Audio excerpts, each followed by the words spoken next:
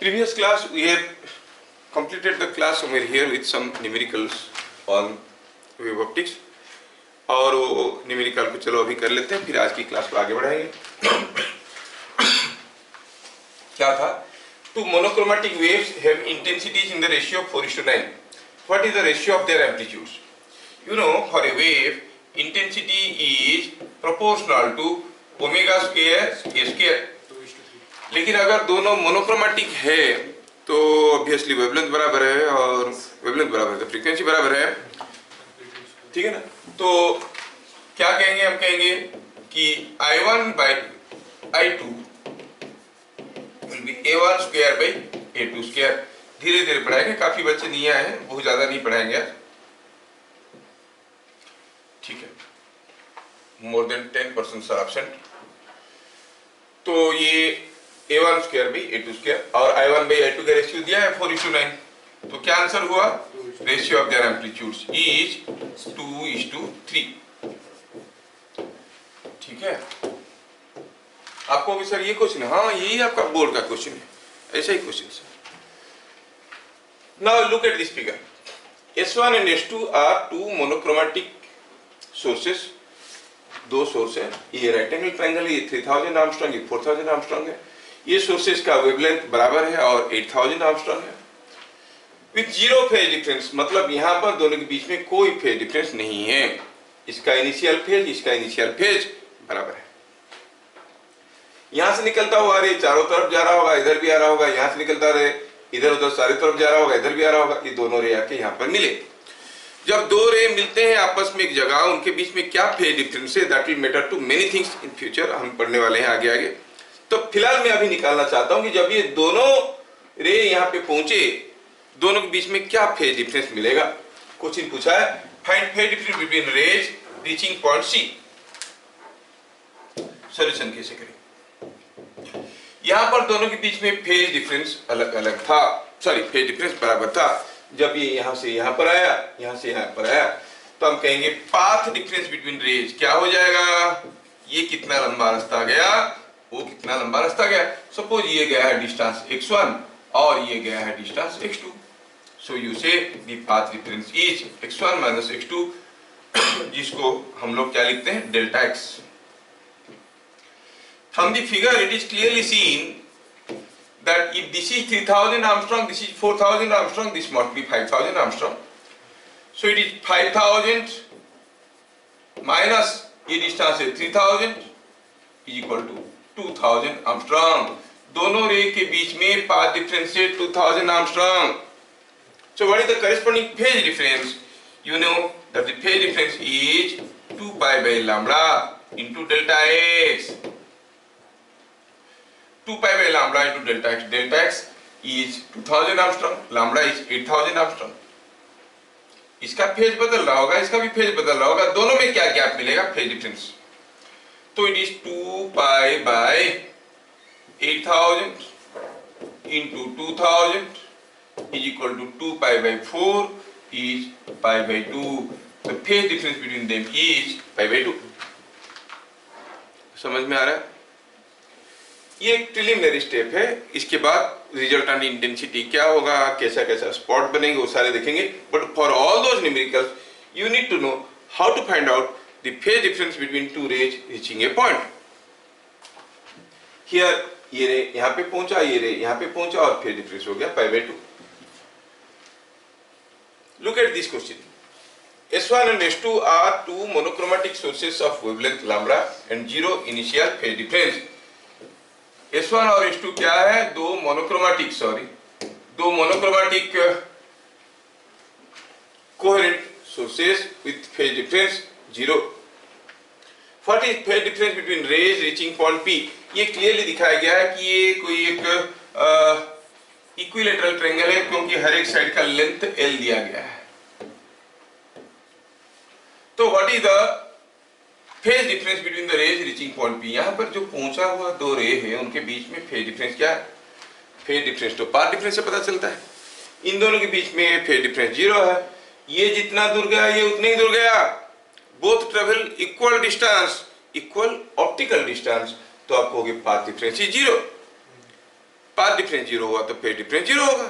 तो यहाँ पर अगर दोनों के बीच में फेज डिफरेंस जीरो है तो यहाँ पर भी जब दोनों रे पहुंचेंगे उनके बीच में फेज डिफरेंस जीरो ही होगा।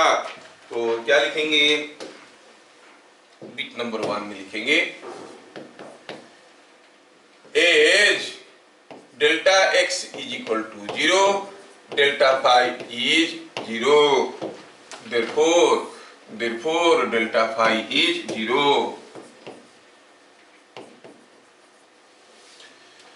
लेकिन इस क्वेश्चन में दूसरा बिट देखने की लायक है। What will be the phase difference between the rays at P point में if S1 is covered by a thin glass plate of refractive index mu and thickness T। थोड़ा ध्यान से देखिए, इस क्वेश्चन में आपको दिया गया है कोई एक इक्विलेटरल ट्रायंगल जिसमें S1 S2 are the two sources, ये S1 है ये S2 है, मोनोक्रोमेटिक सोर्सेस है, उनका वेवलेंथ दिया गया।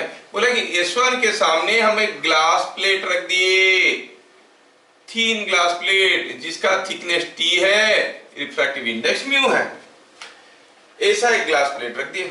अब भी लाइट इसके अंदर से जा रहा है, यहाँ पे पहुंच रहा है, अब भी लाइट इधर से जा रहा है, यहाँ पे पहुंच रहा है। बताओ what is the phase difference between the rays passing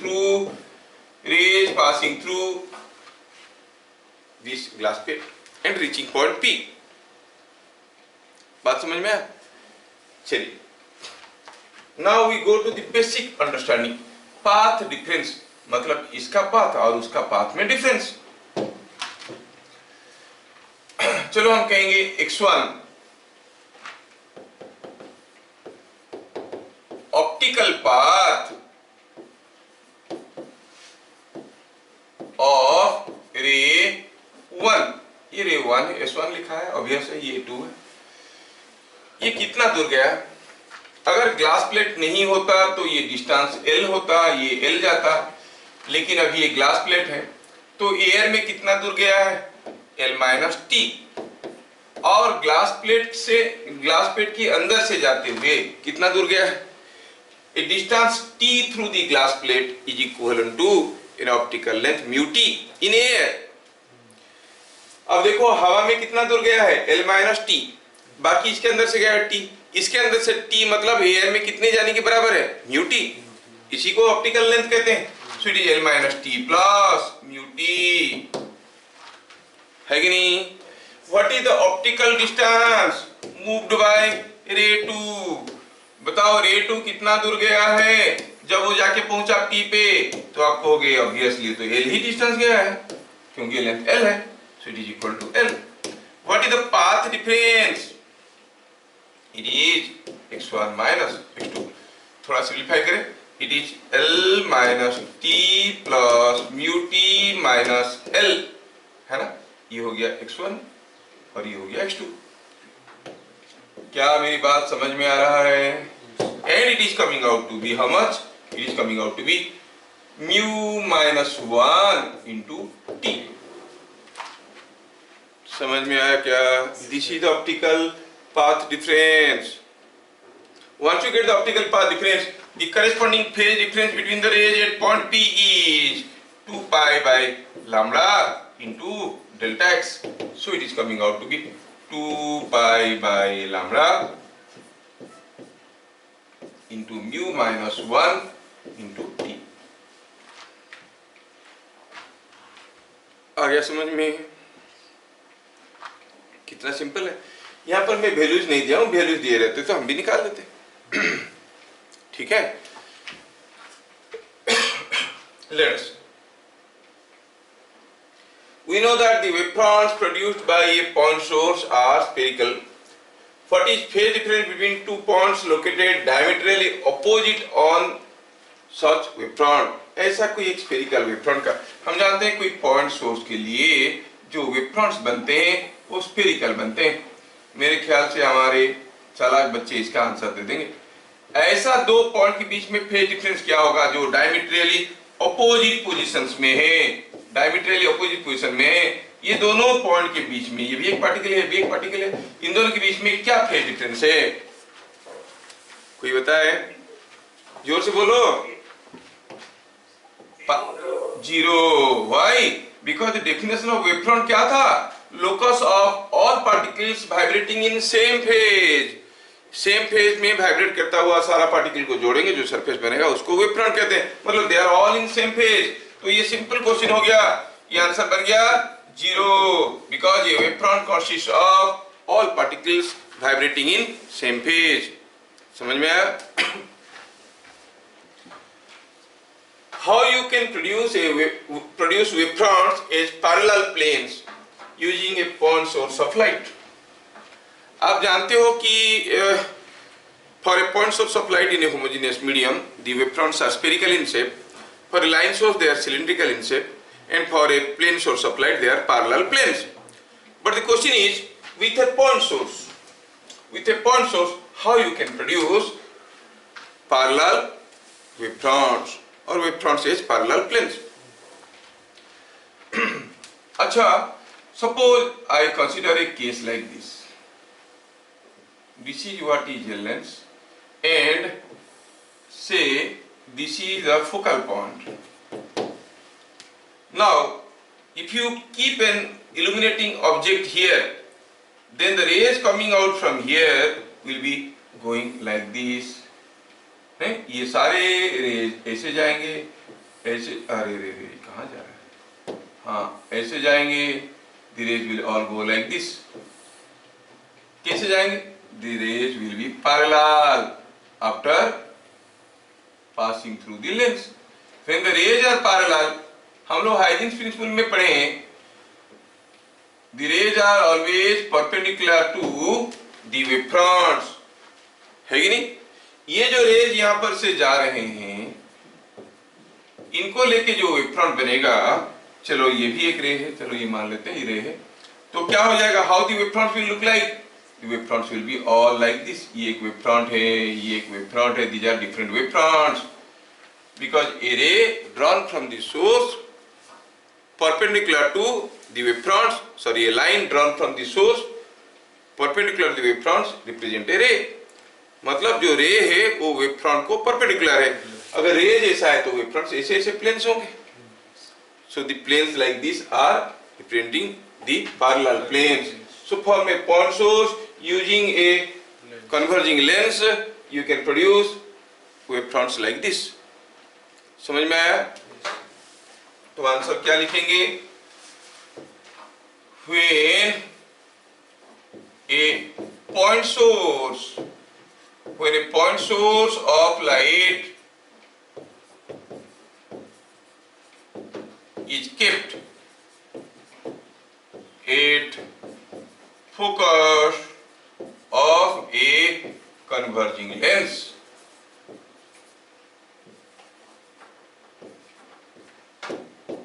the outgoing rays produce parallel wave fronts. क्या मेरी बात समझ में आ रहा है? फिर से रिपीट कर देता हूं कि हाइजेंस प्रिंसिपल में what was the definition of a ray? A line drawn from the source perpendicular to direction of a line drawn from the source perpendicular to the wave fronts represents a ray. ठीक है? Next question.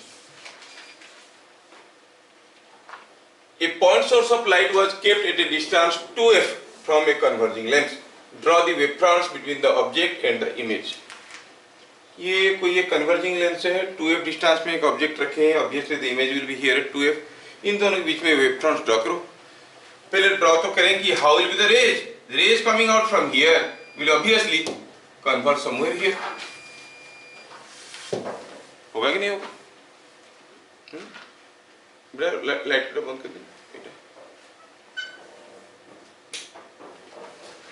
Okay, and the ray coming like this must be like this. All rays coming from the source must be converging at the point here. और आप जानते हो कि जो आपका rays है वो perpendicular to the wave fronts है. On the other hand wave front is perpendicular to the ray. इसका मतलब अगर रे ऐसे जा रहा, रे अगर ऐसे जा रहा है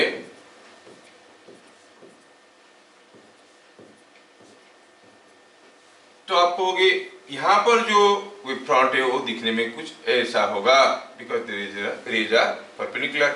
यहां पर जो होगा वेव फ्रंट ऐसे होगा, यहां पर वेव फ्रंट ऐसे होगा, यहां पर वेव फ्रंट ऐसे होगा, यहां पर वेव फ्रंट ऐसे होगा, यहां पर वेव फ्रंट ऐसे होगा, because rays are perpendicular to the wave fronts. Draw the wave fronts मतलब आपको ऐसे ड्रॉ करके दिखाना है और बताना है कि ये है आपका, ठीक है, wave fronts when an object is kept at A distance 2f from a converging lens. Wave optics में अभी तक मैं काफी कुछ चीजें तुम लोगों को बताया हूं जो 1 मार्क क्वेश्चन बन सकते हैं। वेव ऑप्टिक्स का पहला लॉन्ग क्वेश्चन आज हम लोग डील करेंगे। क्या लॉन्ग क्वेश्चन आता है? State Huygens principle with proper diagram. वो डायग्राम बनाए थे हम, primary source, secondary source, primary wave front, secondary wave front, और उसके साथ जुड़ा हुआ रहेगा कि वेरीफाई लॉ ऑफ रिफ्लेक्शन और लॉ ऑफ रिफ्रैक्शन। दोनों में से कोई एक रहेगा तो 3 मार्क का क्वेश्चन होता है, दोनों रहेगा तो 5 मार्क का क्वेश्चन होता है। समझ में आ रहा है? तो अभी मैं वही करने जा रहा हूँ। यूजिंग हाइजेंस वेव थ्योरी हमें लॉ ऑफ रिफ्लेक्शन वेरीफाई करना है। ध्यान रहे, वेरीफाई करना है, प्रूव नहीं करना है, ठीक है। वेरीफाई क्यों करेंगे? लॉ है इसलिए। और हाइजीन जो बोल रहे हो सही है, मतलब किसको वेरीफाई कर रहे हैं? यूजुअली क्वेश्चन में लिखा रहता है verify law of reflection by hygiene theory, it should be otherwise verify hygiene theory by law of reflection. Hygiene जो बोल रहे हैं कि लाइट वेव है, उसको सही है प्रूफ करो using law of reflection.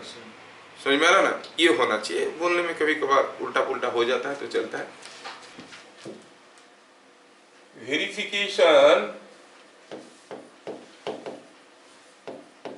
Of law of reflection ऐसा आता है क्वेश्चन में, using Huygens principle. Using Huygens principle आप, मैं अभी एक फिगर ड्रॉ करूंगा और डिराइवेशन करूंगा। आप अगर समझोगे तो देखोगे चीजें काफी आसान है, मेरे साथ साथ करोगे कुछ भी समझ में नहीं आएगा, बड़ा डिफिकल्ट है। बुक का एक्सप्लेनेशन बड़ा टिपिकल है।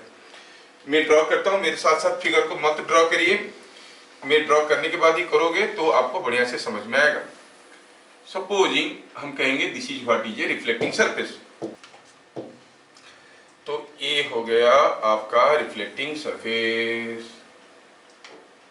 और मैं क्या करता हूं, यहां पर 2 इंसिडेंट ले लेता हूं, a parallel beam of rays reflecting from here, ये ऐसे, ठीक है। These are 2 parallel beam of light. ये यहां से रिफ्लेक्ट करके ऐसे गया, समझ में आया? ये यहां से रिफ्लेक्ट करके ऐसे गया।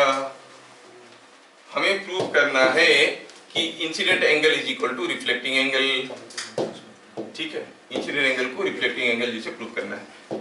ये एंगल अगर आई है, क्योंकि दोनों पैरेलल है तो ये भी तो आई है, yes, sir. और ये अगर आर है तो ये एंगल भी आर है। ये समझ में आया। हमें प्रूव करना है कि आई इक्वल टू आर। मैं पहले क्या करता हूं, I take 2 wave front, a wave front is a plane और a surface perpendicular to the rays. ये अगर एक वेव फ्रंट हुआ तो ये एक दूसरा वेव फ्रंट हुआ। ऐसे करके ढेर सारे वेव फ्रंट ड्रॉ कर सकते हैं। मैं इधर से एक वेव फ्रंट ड्रॉ कर रहा हूँ, समझाने के लिए इसको यहाँ से मिटाया, और मैं एक ड्रॉ कर रहा हूँ वेव फ्रंट यहाँ से। I drop a perpendicular from here. If I drop a perpendicular, suppose this point is A, this point is B, and this is a perpendicular, I call it A N. A N is a perpendicular. Perpendicular मतलब this is behaving as a wave front, है कि नहीं? Similarly point B से मैं एक perpendicular draw करता हूं इसके ऊपर, ठीक है। Let us call it a point M. Now B M is another wave front, क्योंकि ये एंगल भी मैं 90 डिग्री लिया हूं। अब समझ में आया? अच्छा, अगर ये एंगल आई है तो ये एंगल कितना हो गया? 90 माइनस आई। ये 90 माइनस आई हुआ ना, तो ये एंगल कितना हो गया, क्योंकि ये परपेंडिकुलर है, ये 90 माइनस आई हुआ तो ये हुआ आई। समझ में गड़बड़ कहाँ हुआ था, समझ में आ रहा है? हाँ, तुम लोग हर चीज में हाजी हाजी कर देते हो। अच्छा, इधर आर को निकालते हैं, ये आर है तो ये एंगल कितना है भैया 90 माइनस आर, तो ये एंगल कितना हो गया आर। अब समझ में आ गया? Yes, figure is correct. कभी कभार कहीं ना कहीं ऐसे हो जाता है। एनीवे, तो हम देखें कि here are several wave fronts like this, ये एक वेव फ्रंट है, ये दूसरा वेव फ्रंट है। So what we see here, we say कि there are two parallel beam of lights reflecting from the same surface from A and B. These are the reflected rays, these are the incident rays. चलो इसको नाम देते हैं रे 1, ये रे 2। फिर जब रिफ्लेक्ट करके गया ये बन गया रे 1, ये बन गया रे 2। यहां तक की फिगर सबको समझ में आया? फिर देखो आगे कुछ नहीं है, समझा देता हूं, फिर लिखेंगे तो थोड़ा सा लिखना पड़ेगा समझने के बाद। ये दो ठो इंसिडेंट रे है जो कि आपस में पैरेलल है, ये दोनों रिफ्लेक्टेड रे है आपस में पैरेलल है। ये दो पॉइंट के ऊपर ये परपेंडिकुलर है, मतलब this is behaving as a wave front, मतलब ये पॉइंट और ये पॉइंट सेम फेज में है, इन दोनों का फेज बराबर है, इन दोनों का भी फेज बराबर है, इन दोनों का भी फेज बराबर है, ए और एन इनका भी फेज बराबर है, because this is also perpendicular. Again these are also wave front, तो बी और एम का भी फेज बराबर है। एन का जो फेज है ए का वो फेज है, बी का जो फेज है एम का भी वही फेज है। लेकिन जब रे नंबर 2 एन से बी तक आया तब रे नंबर 1 ए से एम तक गया था ही नहीं गया था। और हम जानते हैं कि ए में इसका जो फेज था एन में वही फेज था, फेज डिफरेंस हुआ 0। यहाँ पर भी दोनों रे के बीच में फेज डिफरेंस 0, मतलब ये यहाँ पर से यहाँ तक जाने में जो पाथ डिफरेंस हुआ उसके चलते जो फेज बदला, इसका जो पाथ डिफरेंस हुआ एन से बी तक, उसमें जो फेज बदला बराबर बदला होगा, इसलिए यहां पर पहुंचने के बाद इसका फेज फिर से बराबर हो गया। क्या मेरी बात समझ में आ रहा है? These are the wave fronts. अब यहां पर दोनों का फेज बराबर है, यहां पर दोनों का फेज बराबर है, लेकिन इसका जो फेज था आगे जाने से फेज बदलता है with a path difference delta x. The corresponding phase difference is given by delta phi equal to 2 pi by lambda into delta x. तो ये जब यहां से यहां तक आया होगा इसका फेज बदल गया होगा, बदल के कुछ हुआ था, इसका जो फेज था इसका ये था, ये जब यहां से यहां पर आएगा इसका भी फेज बदल गया होगा, मतलब इसका फेज जितना है इसका फेज उतना है, मतलब इसका जितना बदलाव हुआ है फेज में इसका भी उतना ही बदलाव हुआ होगा, तभी ना दोनों का बराबर रहेगा। यहां पर दोनों का फेज बराबर था, एम पे एम और बी एम पे भी दोनों का फेज बराबर है। कहने का मतलब है एन और बी के बीच में जो फेज डिफरेंस है ए और एम के बीच में वही फेज डिफरेंस है। क्या बात समझ में आ रहा है? एन और बी के बीच में जो फेज डिफरेंस है ए और एम के बीच में वही फेज डिफरेंस है, मतलब एन और बी के बीच में जो पाथ डिफरेंस है ए और एम के बीच में वही पाथ डिफरेंस है। तो दोनों का path difference A to M B to N is same. Path difference बराबर है, क्या मतलब? मतलब दोनों का पाथ लेंथ बराबर है। कहने का मतलब हुआ B N is equal to A M, B N जितना है ए एम उतना है।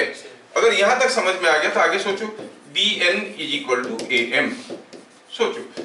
लेकिन ये ट्रायंगल में ए बी एन ट्रायंगल में B N sine R is equal to A B है कि नहीं? देखो बी एन सॉरी, ये ट्रायंगल में देखो ए बी एन ट्रायंगल में ये पूरा एंगल आई है, हाँ, तो A B sine I is B N. देखो ये ट्रायंगल को, ए बी एन ट्रायंगल को ध्यान से देखो, ये 90 डिग्री है, ये पूरा एंगल आई है, ये ए बी है, ये है बी एन। बी एन कितना है? ए बी साइन आई। क्या ऐसा आंखें फाड़ के देख रहे हो? ये क्लास 2 में जाना पड़ेगा मेरे को।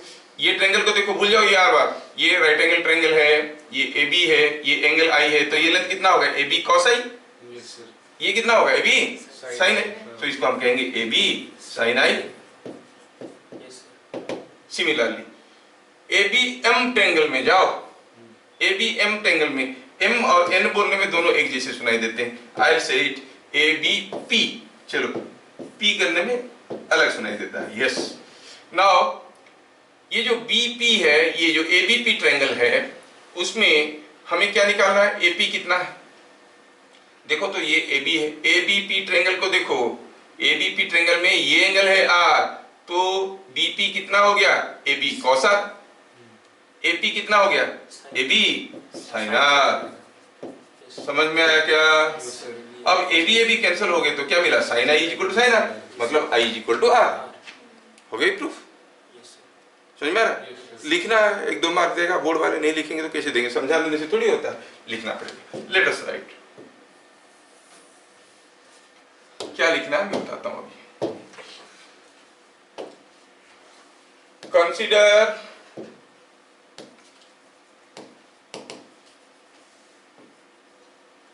To parallel rays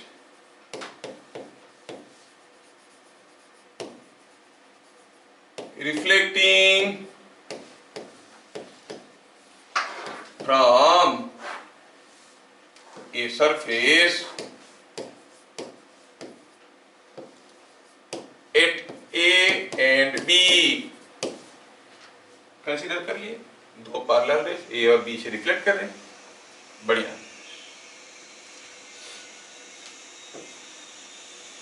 A surface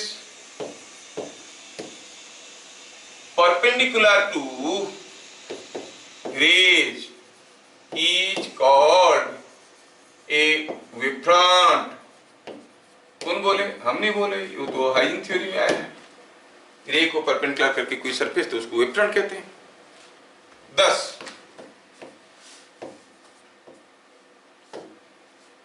AN and PB are two wavefronts on incident rays and reflected rays। thus AN and PB are two wavefronts on the incident rays and reflected rays respectively।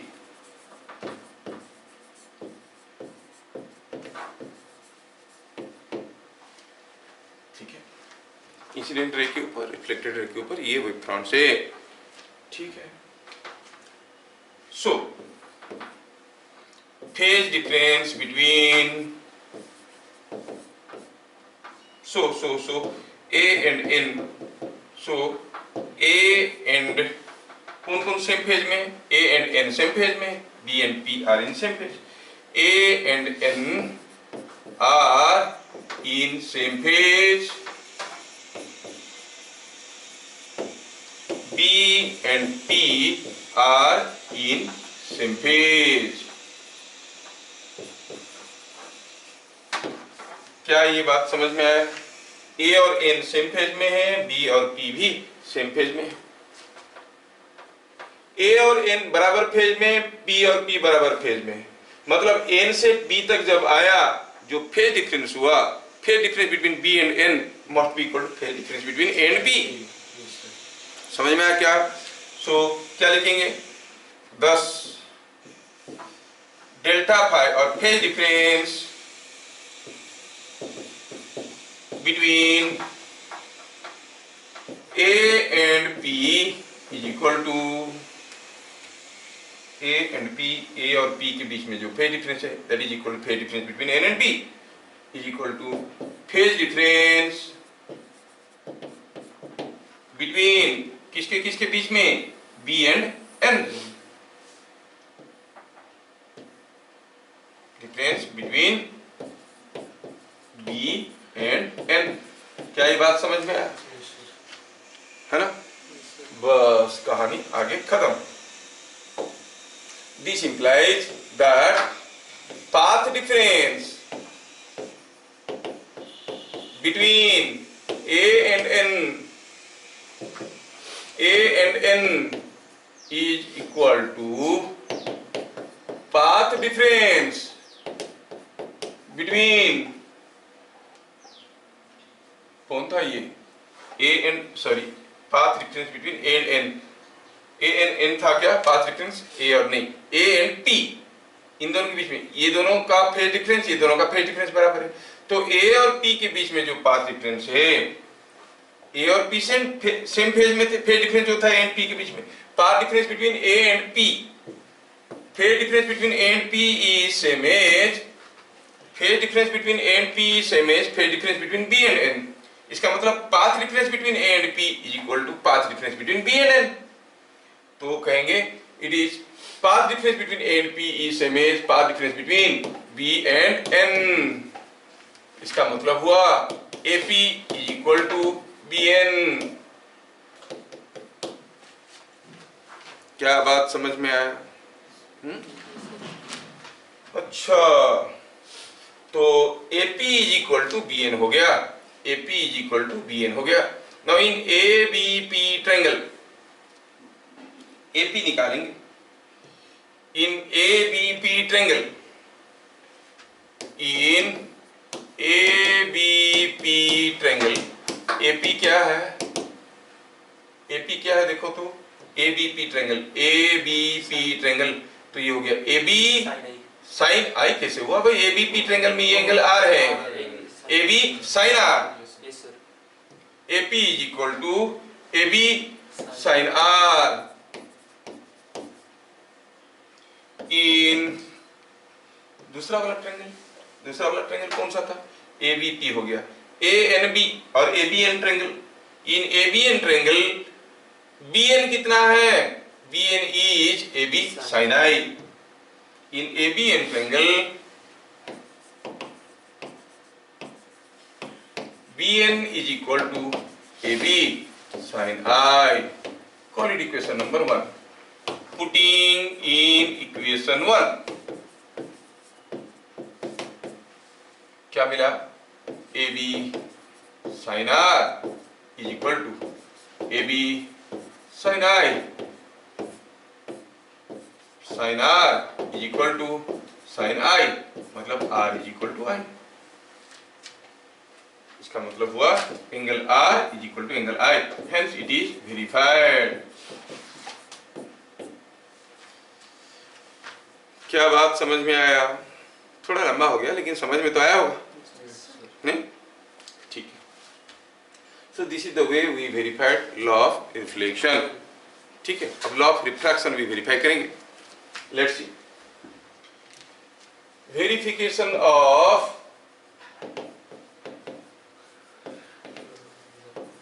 Law of refraction. Suppose हम कहेंगे कि यहां पर कोई एक medium है जो दोनों तरफ अलग अलग रिफ्रैक्टिव इंडिसेस का है। लॉ ऑफ रिफ्रैक्शन सबको आता है, μ1 sin I is equal to μ2 sin R prove करना होता है। Let me take a set of parallel rays. ये आया एक, ये आया दूसरा,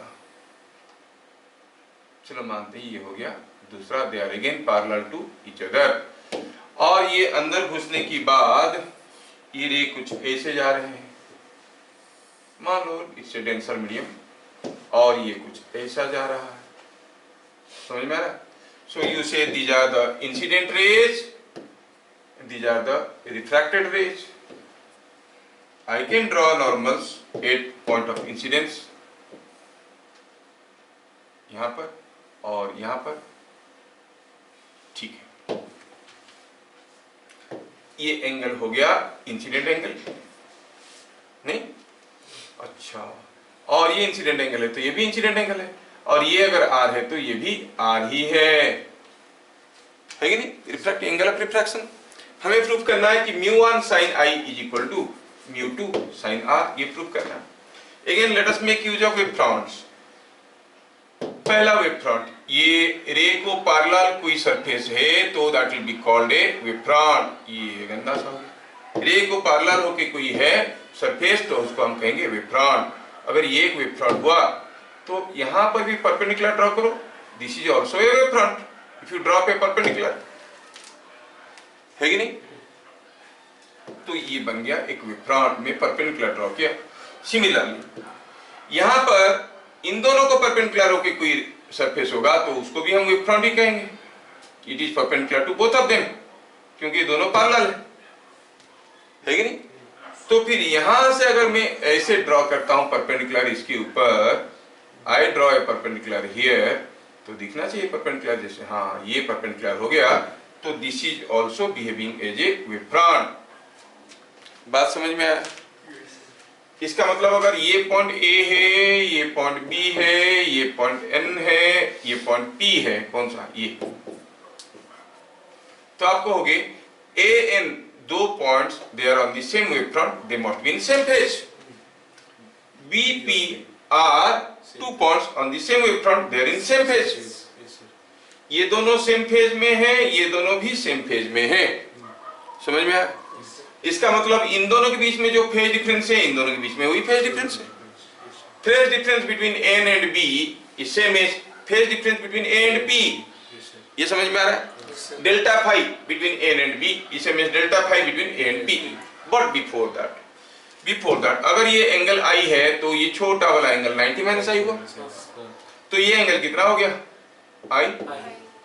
ये एंगल छोटा वाला आर हुआ, तो ये वाला एंगल 90 माइनस आर हुआ, ये एंगल हुआ आर। और हमें समझ में आया कि phase difference between B and N, B और एन के बीच में जो फेज डिफरेंस है delta phi, that is equal to, समझाने के लिए बाद में लिखेंगे, अभी मैं पहले समझा देता हूं। Delta phi between B and N is equal to delta phi between A and P. क्या समझ में आ रहा है? मतलब this optical path is equal to this optical path. Optical path का क्या फॉर्मूला था? Mu into geometrical length. What is the geometrical length here? bn। तो ऑप्टिकल पाथ कितना होगा? म्यू1 इनटू bn, और ये म्यू2 इनटू एपी। समझ में आया क्या? इसका मतलब mu one into bn is equal to mu two into AP. बात समझ में आया? अच्छा, नाउ bn कितना है भाई? abn ट्रायंगल को देखो, abn triangle it is nothing but ab sin i, so mu1 ab sin i is equal to mu2 into ap। क्या है ap? ये ट्रायंगल को देखो, ये एंगल 90 डिग्री है, तो it is ab sin r। आया क्या समझ में? अब ab गया फिर से दोनों तरफ से, क्या मिल गया? mu1 sin i is equal to mu2 sin r।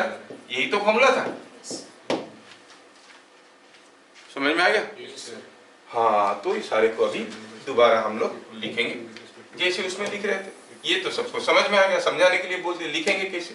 Late us write. तो यहाँ पर दो मीडियम है और इंसुलेटर है।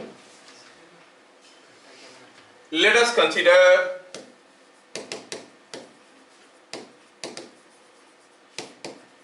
To parallel rays refracting at A and B between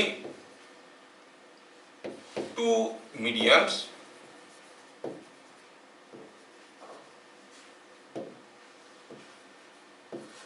of refractive indices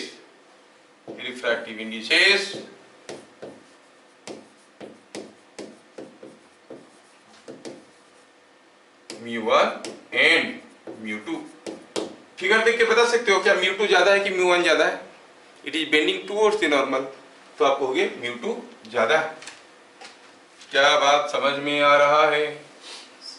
हाँ, it is going to a denser medium, इसलिए it is coming close towards the normal. चलो फिगर थोड़ा कैमरा में नहीं आ रहा, अब सही। ओके, ये बात है। Now what do you say? AN and BN or BP are representing wavefronts normal to the rays। कौन सा principal? By Huygens principle। How you define a ray? A line drawn perpendicular to the wavefronts is called a ray। तो ये बन गया। A and N are in same phase, क्योंकि एक ही wave front पे है। B and P are in same phase। क्या बात समझ में आ रहा है? क्योंकि they are lying on the same wave front, तो दोनों सेम फेज में ही होंगे। They are in same phase. A और N सेम फेज में है, B और P सेम फेज में है। मतलब phase difference between A and P is same as phase difference between B and N। So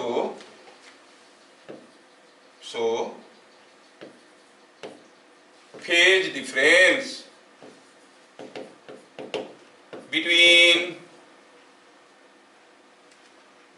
which two points, N and B and A and P are same, between A and P is equal to phase difference between किसके बीच में phase difference? A and P, N and B। अच्छा, N and B implies optical path difference। ध्यान रहे, optical path difference between A and P is equal to optical path difference between B and N। Optical path कैसे निकालते हैं? Mu into the geometrical length. Optical path तो आपको हो गया, it is A and P कौन सा medium में है भाई? A and P they are in medium μ2, तो इसका ज्योमेट्रिकल लेंथ AP है, ऑप्टिकल पाथ डिफरेंस क्या होगा? μ2 इंटू AP। तो हम कहेंगे it is μ2 into AP is equal to μ1 into, क्योंकि ये मीडियम 1 में है, μ1 में है, ये मीडियम है μ1 into Bn। Quality question number 1। क्या यहाँ तक की चीजें समझ में आया सबको? हाँ, एक बार लिखने से होता है। ठीक है, now look at this triangle. कौन सा? ABN triangle. In ABN triangle, BN क्या है? ABN ट्रायंगल को थोड़ा देखो तो, ABN ट्रायंगल, उसमें BN क्या होगा भाई? AB sin I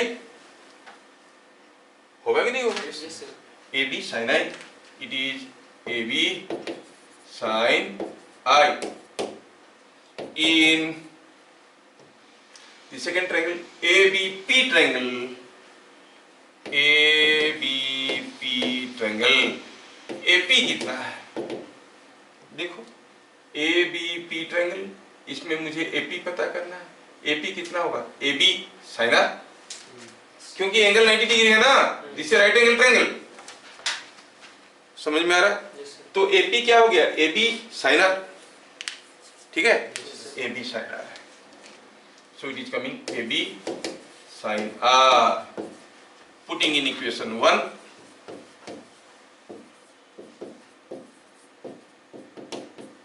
इक्वेशन 1 में डालो तो मिलेगा μ2 इंटू AP के जगह AB sin R is equal to μ1 BN के जगह AB sin I। तो AB तो गया, मिला μ2 sin R is equal to μ1 sin I। Verified.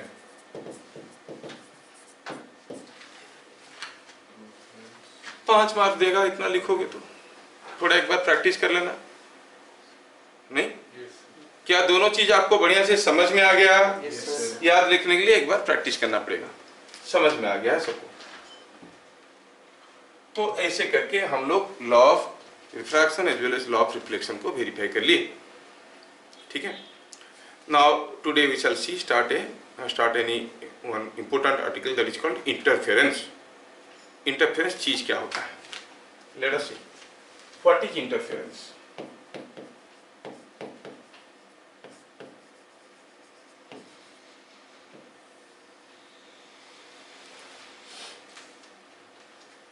अभी अगर हम कहेंगे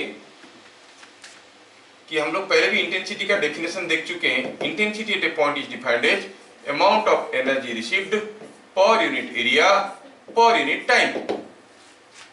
इंटेंसिटी का डेफिनेशन हम जानते हैं। सपोज हम कहेंगे यहां से कोई लाइट रे आ रहा है और यहाँ पे कोई एक सरफेस है, यहाँ पे वो कुछ लाइट डाल रहा है ds एरिया में। ये लाइट का इंटेंसिटी है I1। यहां से कोई लाइट आ रहा है, इसका इंटेंसिटी है I2। तो ये जो एनर्जी ला रहा है dt सेकेंड में कितना है वो DEN1। इसके चलते जो एनर्जी आएगा वो DEN कितना होगा I1 ds dt। इसके चलते जो एनर्जी आएगा इस एरिया पे कितना आएगा I2 ds dt। What is the total energy received here? Energy तो स्केलर क्वांटिटी है, जस्ट ऐड कर दो तो टोटल एनर्जी हो गया I1 ds dt plus I2 ds dt। नहीं, I2 ds dt, these are the two energies received. This is the total energy received over this area ds in a time of dt seconds. समझ में? What is the resultant intensity here? That is resultant energy received per unit area per unit time. ds area में dt second में इतने सारा energy मिला है क्योंकि दोनों आ रहे थे। तो what is the resultant intensity? I will say the resultant intensity or net intensity is I1 ds dt plus I2 ds dt। कितना एनर्जी पहुंचा है ds एरिया में dt सेकेंड में? तो इंटेंसिटी कितना है? This whole thing divided by ds dt है कि नहीं? अब क्या हुआ, ये ds dt ऊपर नीचे कैंसिल हो गया कि नहीं? तो क्या मिला रिजल्टेंट इंटेंसिटी I1 प्लस। ये तो हमें समझ में आ रहा है, लेकिन एक्चुअली में नहीं होता है। This phenomenon is called interference. अगर I1 इंटेंसिटी आया, I2 इंटेंसिटी आया, भाई पार्टिकल नेचर ऑफ लाइट, ये कुछ फोटोन लाया, ये 25 तो लाया, ये 30 तो लाया, दोनों मिलके 55 फोटोन हो गए, तो टोटल एनर्जी 55 फोटोन का होना चाहिए। लेकिन पता चलता है यहाँ पर जो एनर्जी है it is not necessarily equal to I1 plus I2। ये I1 माइनस I2 भी हो सकता है, कुछ भी हो सकता है। This value can vary from 0 to a maximum value I1 plus I2। 0 भी हो सकता है। The resultant intensity is not necessarily I1 plus I2। This phenomenon is called interference. हमें तो लग रहा है कि होना चाहिए क्योंकि हम यहाँ से एनर्जी लाए, इधर से एनर्जी लाए, energy was in terms of photon. ये कुछ एनर्जी लाया, ये कुछ एनर्जी लाया, ये 20 फोटोन लाया, ये 25 फोटोन लाया, टोटल एनर्जी हो गया 45 फोटोन का। दैट वे एरिया करो तो होना चाहिए। तो यहाँ पर particle theory of light fail कर गया, उसको वो समझा नहीं पाया कि light is a flow of photons. तो फिर resultant intensity I1 plus I2 होना चाहिए, जबकि देख रहे हैं कि वो I1 प्लस I2 नहीं है। समझ में आ रहा है? Then Huygens theory was given credit. वो वेरीफाई कर पाए कि हाँ क्यों नहीं है, और ये भी बता पाए कि कितना होगा। ठीक है, समझ में? और ऐसा फेनोमेनन मोस्टली प्रोमिनेंटली आया कब? जब हम मोनोक्रोमेटिक लाइट्स यूज कर रहे थे, मतलब दोनों लाइट का वेवलेंथ बराबर है, तो फिर ऐसा प्रॉब्लम आया। ऐसा होता क्यों है, थोड़ा समझते हैं, फिर उसके बाद उसमें जाएंगे हम लोग। सपोजिंग हम कहेंगे कि कोई एक वेव है, मान लो कि ये कोई एक वेव है। अब ये वेव किसी एक स्ट्रिंग में जा रहा है। सपोज ये वेव किसी एक स्ट्रिंग में जा रहा है, और चलो मानते हैं कि ये कोई एक दूसरा वेव है, ये भी उसी स्ट्रिंग में गया। ठीक है, अब क्या हुआ कि ये वाला वेव जब मैक्सिमम था, इसका एम्पलीट्यूड a था। एम्पलीट्यूड a मतलब the displacement of the particle from the mean position, maximum displacement of the particle from the mean position। तो ये जा रहा था, तो यहाँ का हर एक का पार्टिकल मैक्सिमम कितना ऊपर तक जाते थे a। अब ये वेव के साथ साथ अगर ये वेव भी गया तो सुपरपोजिशन होगा। इसके चलते पार्टिकल ऊपर की तरफ a फेंका गया था, इसके चलते भी a फेंका जाएगा, तो दोनों मिलके पार्टिकल कितने ऊपर तक फेंका जाएगा, क्योंकि they are two different energies, तो 2a फेंका जाएगा। समझ में? तो यहाँ पर रिजल्टेंट एम्पलीट्यूड क्या हो जाएगा 2a। कब? जब इसका मैक्सिमम के साथ इसका मैक्सिमम मैच कर रहा है, इसका मिनिमम के साथ इसका मिनिमम मैच कर रहा है, क्रेस्ट एंड ट्रॉवर मैचिंग नहीं।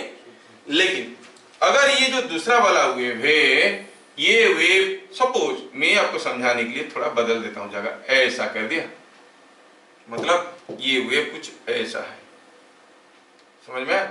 जब ये वाला वेव गया किसी पार्टिकल को ऊपर फेंकने की कोशिश किया, ये वाला वेव उसी पार्टिकल को नीचे फेंकने की कोशिश किया। दोनों वेव बराबर ताकतवर थे, तो ये इधर को जितना जोर से फेंका, ये इधर को उतनी जोर से फेंका, रिजल्टेंट क्या हो गया? जीरो, पार्टिकल डिस्प्लेस ही नहीं किया। दोनों वेव का एम्पलीट्यूड ए है, but because of the phase difference between them you find the resultant amplitude becomes zero. एक दूसरे को कैंसिल आउट कर रहे हैं, दोनों मिलके कोई एनर्जी नहीं रहा, सारा का सारा एनर्जी लॉस हो गया। समझ में आ क्या? एक दूसरे को काउंटर करने में खत्म हो गया। ऐसे क्यों हुआ? Because there was a phase difference. और देखो कि ये जब मैक्सिमम हुआ, ये तब मिनिमम था, मतलब फेज डिफरेंस इज 180 डिग्री। तो फेज डिफरेंस 180 डिग्री हुआ तो एक दूसरे को कैंसिल कर रहे हैं। अगर ये बराबर वेवलेंथ एम्पलीट्यूड की नहीं होते, एक A1 होता, ये दूसरा वाला, चलो मानते हैं कि ये A2 है और ये A2 जो है ये A1 से कम है थोड़ा सा, चलो मानते हैं ऐसा हो गया, A2 का एम्पलीट्यूड कम है। अब दोनों मिलेंगे तो ये नीचे की तरफ फेंकेगा A2, ये ऊपर की तरफ फेंकेगा A1, मिलके हो जाएगा A1 माइनस A2। समझ में आ रहा है? और intensity is directly proportional to square of the amplitude. जब एम्पलीट्यूड मिनिमम हो जाएगा या घट जाएगा, ऐड हो जाएगा, अकॉर्डिंगली इंटेंसिटी कभी ज्यादा हो जाएगा, कभी कम हो जाएगा। वो डिपेंड करता है कि पहला वेव और दूसरा वेव के बीच में फेज डिफरेंस क्या है। अगर ये दोनों वेव अगर एक साथ रहते थे तो रिजल्टेंट वेव का एम्पलीट्यूड बहुत ज्यादा होता था, ये हो गया एंटी फेज में हो गए। अगर ऐसा रहे तो कुछ दूसरा होगा। Are you getting? तो दो वेव जब एक दूसरे के साथ मिलते हैं, रिजल्टेंट वेव क्या होगा वो डिपेंड करता है कि what is the phase difference between them. सोचो कि एक स्ट्रिंग है, ये एक स्ट्रिंग है, इसमें मैं ए एम्पलीट्यूड का एक वेव बनाया, वो ऐसे ऐसे ऐसे ऐसे करके गया। फिर मैं क्या किया, दूसरा वेव बनाया, ऐसे मार दिया, वो ऐसे ऐसे ऐसे ऐसे करके गया। एक वेव ऐसे जा रहा है ना, इस प्लेन में विथ एम्पलीट्यूड ए, दूसरा वेव ऐसे जा रहा है विथ एम्पलीट्यूड ए। दोनों वेव को छोड़ दिए तो क्या होगा? पहला वेव इस पार्टिकल को ऊपर की तरफ ए फेंकने की कोशिश करेगा, दूसरा वेव इस पार्टिकल को इधर को ए फेंकने की कोशिश करेगा। तो रिजल्टेंट डिस्प्लेसमेंट क्या होगा? √2 है। ये ए है, ये ए है, तो ये डिस्प्लेसमेंट का रिजल्टेंट हो गया √2 है। तो रिजल्टेंट एम्पलीट्यूड हो जाएगा √2 है। समझ में आ रहा ना? क्या लिखेंगे? It is the phenomenon of light which cannot be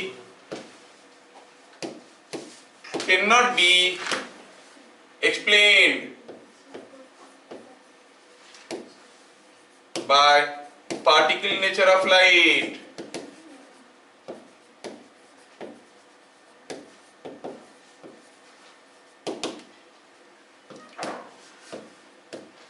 ये ऐसा फिनोमेनन है जिसको पार्टिकल नेचर ऑफ लाइट समझा नहीं सकता, बट कैन बी जस्टिफाइड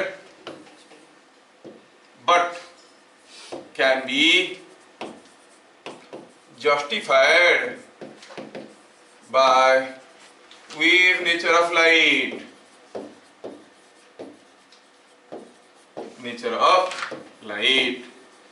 क्या ये phenomenon? When two monochromatic rays propagating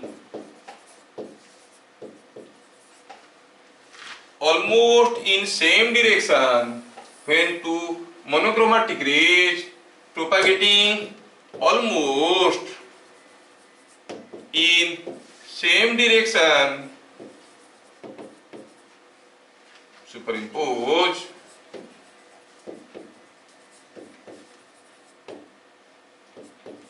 the resultant intensity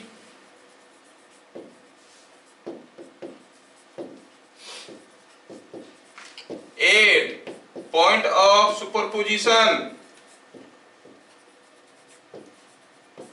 जहां पर दोनों मिल रहे हैं, at point of superposition, the resultant intensity at point of superposition is not necessarily equal to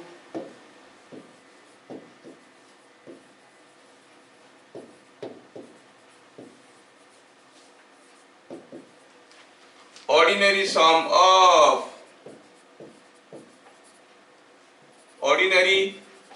of individual intensities.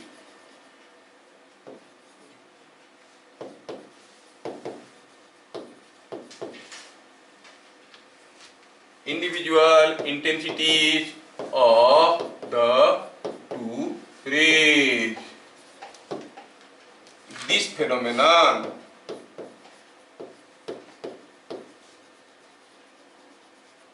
is called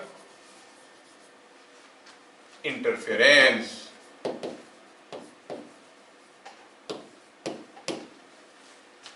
interference क्या है? When two monochromatic rays. ये statement ही बहुत इंपॉर्टेंट है, बार बार बोर्ड में पूछता है व्हाट इज इंटरफेरेंस।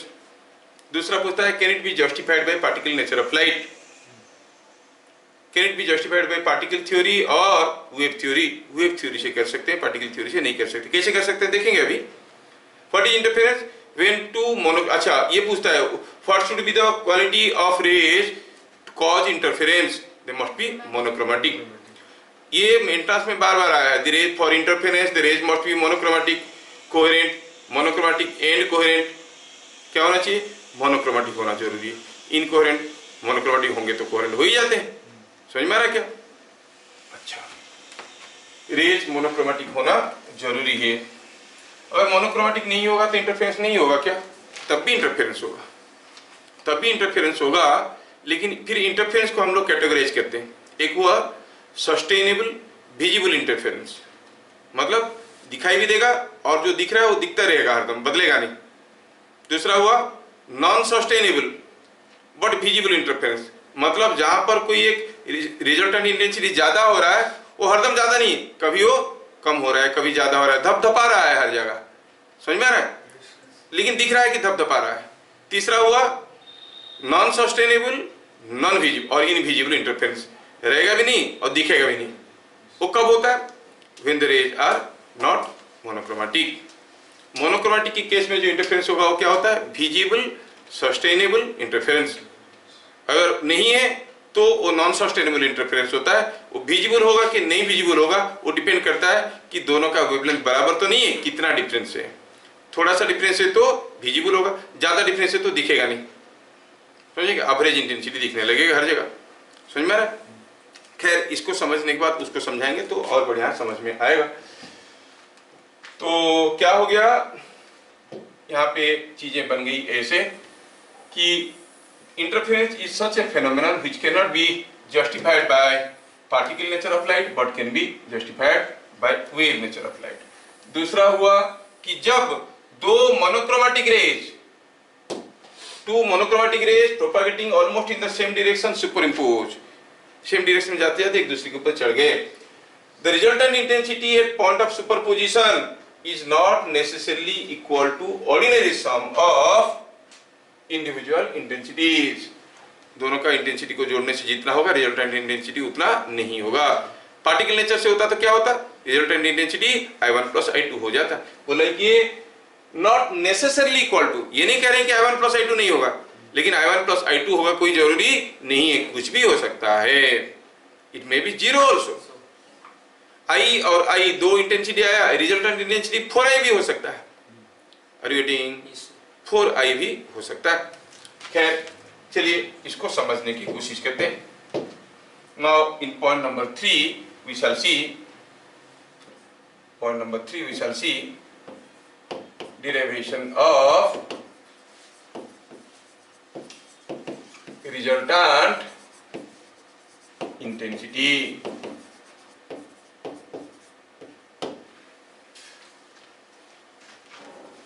ठीक है, रिजल्टेंट इंटेंसिटी क्या होगा?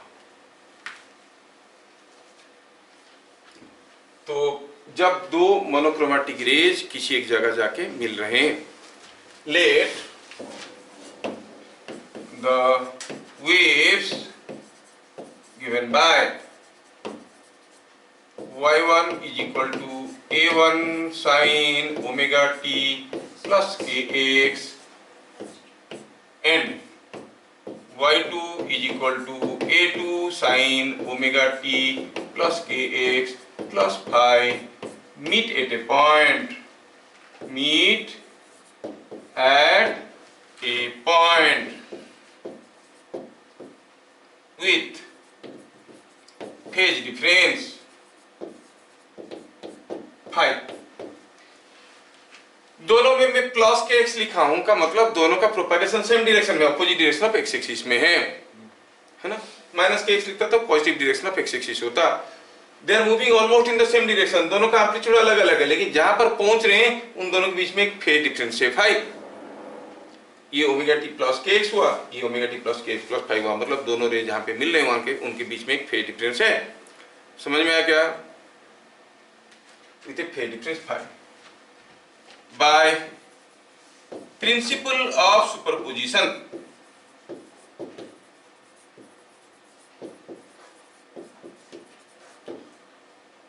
Resultant wave is given by resultant wave is y net is equal to y1 plus y2. Remember y1 y2 are the displacements of the particles, so they are vectors. दो vector को जोड़ो तो resultant vector मिलेगा। जिसमें बताया दोनों का अगर इसका एम्पलीट्यूड a है ऊपर की तरफ, a1 है, उसका a2 है, दोनों सेम फेज में है तो क्या हो जाएगा a1 प्लस a2। एक a1 है दूसरा का इधर को a2 है तो रिजल्टेंट क्या हो जाएगा a1 का स्क्वायर a2 का स्क्वायर होल ओवर, तो वेक्टर से y1 प्लस i2 हो गया रिजल्टेंट वेव। तो चलो रिजल्टेंट वेव का एक्सप्रेशन थोड़ा देखते हैं। y नेट क्या है? It is y1 plus y2। y1 क्या है? a1 sine omega t plus kx।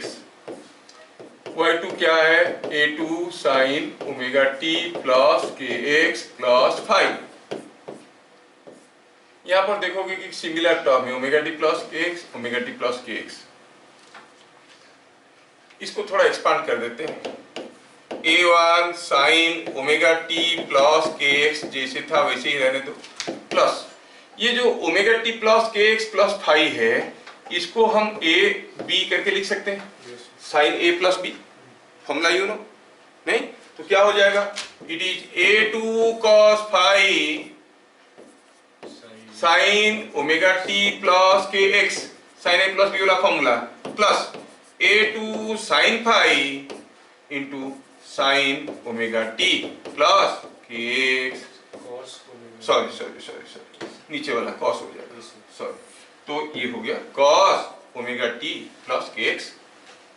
क्या बात समझ में आया? ये डेरिवेशन भी आता है, derive an expression for resultant intensity in interference, ये सीधा 5 मार्क का आएगा। आपको इंटरफेरेंस का डेफिनेशन लिखना है फिर सीधा डेरिवेशन करना है, ठीक है। थोड़ा देखें यहाँ पर और आगे, यहाँ पर देखो एक टर्म है a1 sin omega T plus के एक्स, यहाँ पर है a2 cos 5 sin omega T plus के एक्स। क्या हम इसको कुछ ऐसे लिख सकते हैं? a1 plus a2 cos 5 whole into sine omega T plus के एक्स लिख सकते हैं। Yes we can write like this, sine omega T plus के एक्स दोनों में कॉमन गया। और दूसरे को क्या लिखेंगे? दूसरे को लिखेंगे a2 sin 5 into cos omega T plus के x plus a2 sin 5 whole into cos omega T plus के एक्स। क्या यहां तक की चीजें सबको समझ में आया? अगर ओमेगा टी प्लस के एक्स को हम थीटा मानते हैं, समझने के लिए थीटा मानते हैं, तो ये पूरा का पूरा एक्सप्रेशन कुछ ऐसे दिख रहा है, a sin theta plus b cos theta, ऐसा दिख रहा है ना। y is equal to a sin theta plus b cos theta आ गया कि नहीं? ये y है something sin theta plus something cos theta, इस फॉर्म में आ गया। ये हो गया रिजल्टेंट वेव। नहीं, इन ए वेव जब हम किसी एक वेव को रिप्रेजेंट करते हैं ऐसे, a1 होता है एम्पलीट्यूड, कब होता है? That is the maximum value of y1, क्योंकि ये पूरा क्वांटिटी जब 1 हो जाएगा y1 का वैल्यू होगा a1, a1 is maximum value of y1। Similarly अगर रिजल्टेंट वेव का मुझे एम्पलीट्यूड पता करना है तो मुझे लिखना पड़ेगा कि इसका मैक्सिमम वैल्यू है कितना। If y is equal to a sin theta plus b cos theta, क्या तुम लोगों को मालूम है y का मैक्सिमम वैल्यू क्या होता है? मैथमेटिक्स में पढ़े होंगे, मैथमेटिक्स मैक्सिमम वैल्यू होता है a square plus b square का रूट ओवर। प्रूव करेंगे तो लंबा समय ले लेगा, चाहिए तुमको? नहीं सर वी नो करके लिख दोगे, टीचर को कहाँ पता है इसको मालूम है कि नहीं? चलेगा ना? If y equal to a sin theta plus b cos theta, क्या आप लोगों को मालूम है कि y का मैक्सिमम वैल्यू क्या होता है? नहीं पता है तो थोड़ा सा हिंट दे देता हूं। y इज मैक्सिमम तो dy बाई डी थीटा क्या होगा भैया? 0। तो क्या हो गया? a cos theta minus b sin theta is equal to 0। मतलब tan theta is equal to a by B. tan theta अगर a बाई बी हो गया तो आपको हो गया, ये हो गया स्क्वायर प्लस बी स्क्वायर का root over. When tan theta is a by B, y is maximum. जब tan theta a by B है, sin थीटा क्या है? a by this. cos theta क्या है? b by this. तो ये हो जाएगा a by square plus B square root over, ये हो जाएगा b by square plus B square. क्या हो गया? Square plus B square by root over of square plus B square. क्या हो गया?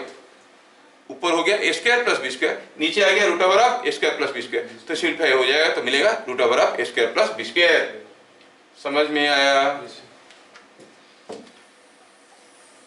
ठीक है, तो हम कहेंगे net amplitude is equal to resultant amplitude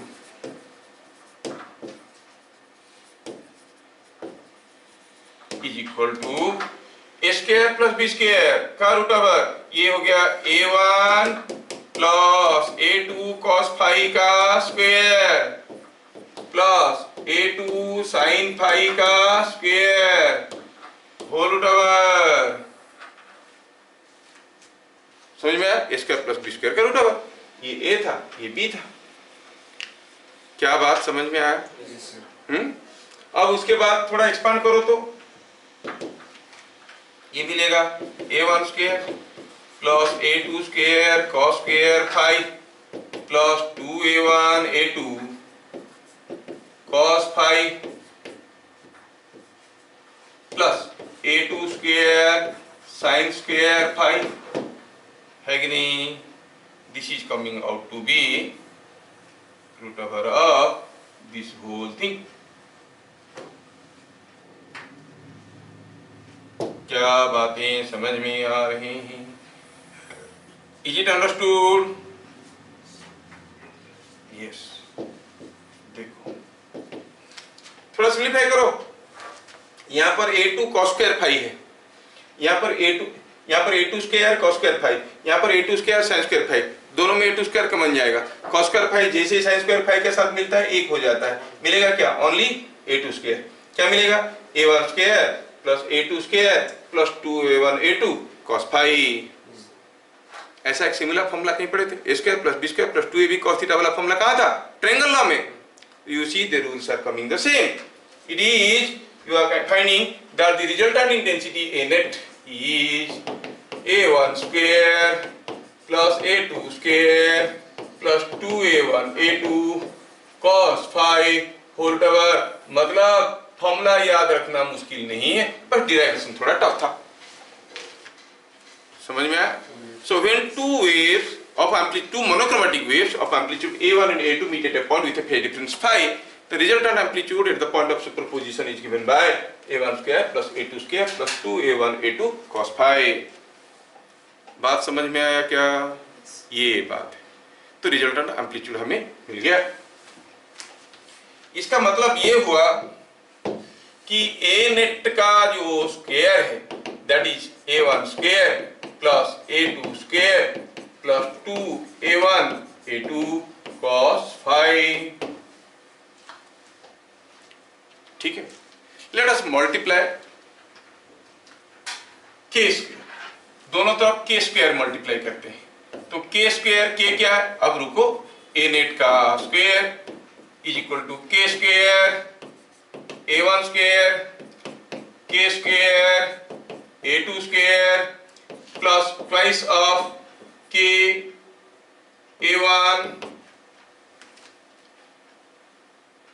k A2 cos phi। Sir ये क्या लिख रहे हैं? अरे रुको थोड़ा मेरे भाई, सब्र करो, मैं क्या लिख रहा हूं तुमको समझाता हूं। ऐसे लिखने के बाद ये k क्या है? ठीक है, तो हम इसको कुछ ऐसे लिखेंगे। लेट, हमें मालूम है कि वी नो दैट, हम ऐसे लिख सकते हैं कि intensity is proportional to square of the amplitude, क्योंकि मोनोक्रोमेटिक वेव है।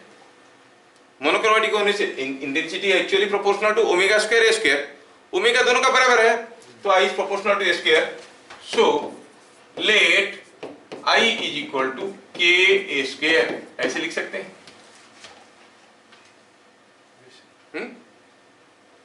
मैं के स्क्वायर लिखने की जगह इसको कुछ के स्क्वायर ए स्क्वायर लिख रहा हूं, तो तुमको समझने में आसान होगा। कोई के स्क्वायर इज ए कांस्टेंट, कोई एक कांस्टेंट है, that constant I am writing is के स्क्वायर। कोई दिक्कत है? कांस्टेंट तो कांस्टेंट है, कुछ भी लिख सकते हैं। के स्क्वायर इज ए कांस्टेंट, तो ऐसे में लिख दिया। समझ में आया? Now K square A net का स्क्वायर क्या हो जाएगा? आई नेट, क्योंकि I is proportional to K square square. K square A one square क्या हो जाएगा? I one. नहीं, K square A two square I two plus twice of K square A one square होता है I one, K A one हो गया root over of I one. K A two, K square A two square होता है आई to, K A to क्या हो जाएगा? Root over I two cos phi। You get the generalized expression for resultant intensity। Resultant intensity सिर्फ I1 plus I2 नहीं, साथ में और भी कुछ चीजें हैं। पार्टिकल थ्योरी ऑफ लाइट कहता है कि दो लाइट रे अगर इंटेंसिटी I1 I2 एक जगह मिले, गुल खिले, तो वहां पर रिजल्टेंट इंटेंसिटी क्या मिलेगा? I1 plus I2। जबकि यहाँ पर मिल रहा है I1 प्लस I2 के साथ ढेर सारी चीजें। और ये जो फेज डिफरेंस है दोनों के बीच में, कुछ भी हो सकता है। अकॉर्डिंगली cos phi पॉजिटिव भी हो सकता है, नेगेटिव भी हो सकता है, जीरो भी हो सकता है, कुछ भी हो सकता है। Accordingly total value may be something different from I1 plus I2। लेकिन पार्टिकल नेचर ऑफ लाइट कहता है कि I1 प्लस I2 होगा, जो कि नहीं है। So depending upon the phase difference the resultant intensity is changing. This phenomenon is called interference. क्या हुआ? Resultant intensity is not necessarily equal to I1 plus I2। I1 plus I2 से कुछ अलग भी हो सकता है। क्या मेरी बात समझ में आया? इंटरफेरेंस किसको कहते हैं समझ में आया? When two monochromatic rays of intensities I1 and I2 propagating almost in the same direction superimposed with a phase difference phi, the resultant intensity at the point of superposition is I1 plus I2 plus 2 root over of I1 I2 cos phi, which is not necessarily equal to I1 plus I2. This phenomenon is called interference। तो सीधे सीधे इस फॉर्मूले के ऊपर numerical आएगा। Derivation आ गया तो अच्छी बात है, नहीं आया तो फॉर्मूला ही याद रखना है। दो फॉर्मूला आपको याद रखना है। अगर दो मोनोक्रोमेटिक रेज जिनका एम्पलीट्यूड A1 A2 है एक जगह मिले with phase difference phi, resultant amplitude का फॉर्मूला क्या है? A1 square plus A2 square plus 2A1 A2 cos phi whole over triangle law वाला formula. A square plus B square plus 2AB cos theta ऐसे होता था। Resultant intensity का formula क्या है? I1 plus I2 plus 2 root over of I1 I2 cos phi। Phi क्या था? ध्यान रहे, कहां पे? At the point of meeting, जहां मिल रहे थे वहीं पे। रास्ते में क्या था? जहां पर मिले वहीं पर तो इफेक्ट हुआ। जब तक नहीं मिले थे इंटरफेरेंस नहीं हुआ था, दोनों मिले तभी इंटरफेरेंस हुआ है कि नहीं? तो जब मिले तब फेज डिफरेंस क्या था? समझ में आ रहा है क्या? अगर फेज डिफरेंस बराबर रहेगा तो काम करेगा, नहीं तो एक दूसरे को। मान लो आप गए मूवी देखने, आपका दोस्त दूसरी जगह से आया मूवी देखने, है ना? आप सीधे सीधे आ गए, लेकिन वो रास्ते में दबा के खा गया। तो जब मूवी के पास पहुंचा, हॉल के पास, दोनों मिले, आपको मूवी देखने को दिल कर रहा है और उसको बहुत जोर से टॉयलेट लग रहा है, तो एक दूसरे को सपोर्ट करेंगे कि अपोज करेंगे? ये बोलेगा मूवी देखेंगे, वो बोलेगा टॉयलेट जाना है, बहुत जोर से खा लिया। फिर हो सकता है आधे में मूवी छोड़ के आए हो, या फिर उसको जाके टॉयलेट पे बना के उसके बाद मूवी देखने आओगे। मिस होगा कि नहीं होगा? दोनों पहुंचे, दोनों को मूवी देखने में जोश है, पता चला ब्लैक में टिकट मिल रहा है, फिर भी जबरदस्ती काट के हंस जाएंगे कि नहीं अंदर? हाँ, तो रिजल्टेंट इफेक्ट जो होगा वो कैसे होगा, वो डिपेंड करता है कि what is the phase difference. दोनों सेम फेज में है क्या, है ना? Could you follow? जितने सारे दुखी मन लड़कियां बैठे हैं, सबको समझ में आ रहा है? हाँ, थोड़ा जोर से इंटरफेयर करो। ऐसे कैसे करते हो? धीरे से आप करो, ठीक।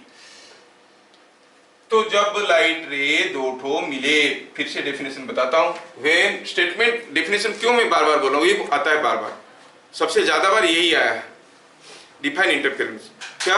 व्हेन टू मोनोक्रोमेटिक रे, इसको मत भूलना, और मोनोक्रोमेटिक एंड कोहेरेंट मत लिखना, only monochromatic, that is enough. When two monochromatic rays propagating almost in the same direction superimposed with a phase difference phi. The resultant intensity at the point of superposition is given by I net is equal to क्या था formula I1 plus I2 plus 2 root over of I1 I2 cos phi. This phenomenon is called interference.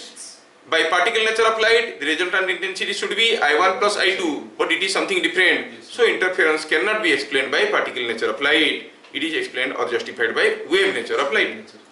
समझ में आया? चलिए, अब ये जो interference हुआ, चलो देखते हैं कब ये होगा कंस्ट्रक्टिव, कब ये होगा डिस्ट्रक्टिव. कंस्ट्रक्टिव इंटरफेरेंस किसको कहते हैं?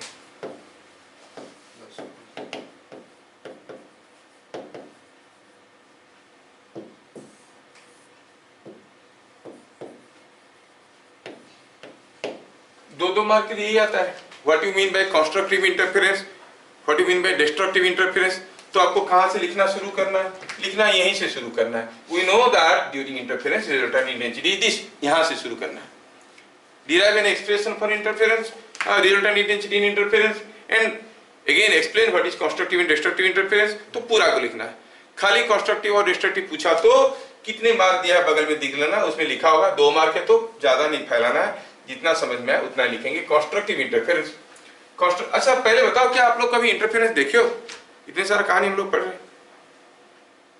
कभी आप टॉर्च लाइट को वॉल पे डाल के देखे हो? ये हो गया आपका टॉर्च लाइट का रिफ्लेक्टर, जो कि पैराबोलिक शेप का होता है.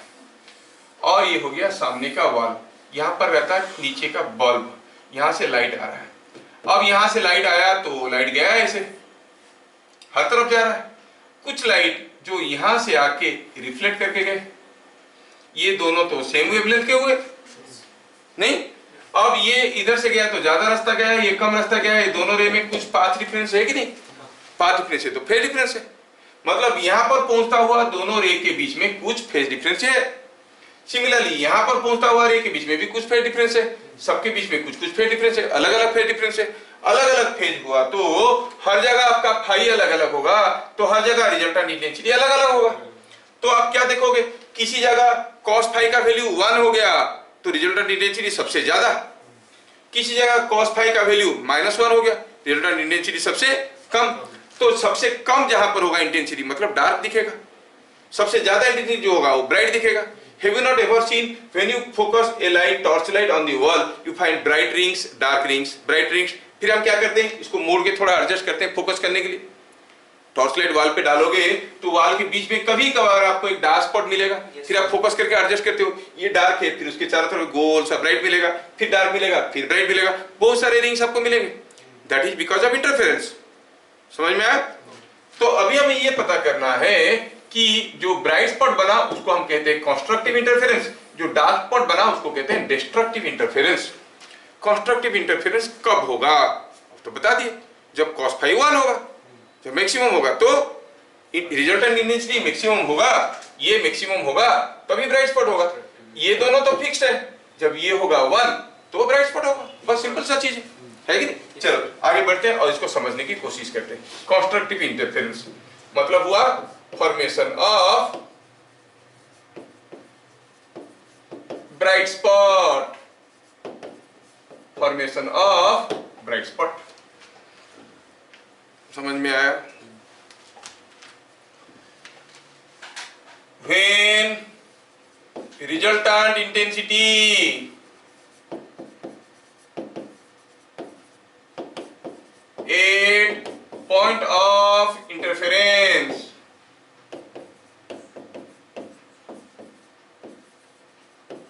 is maximum. Resultant intensity at point of interference is maximum.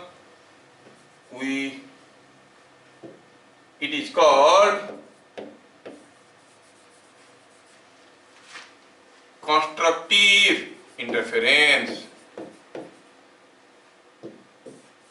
Constructive interference.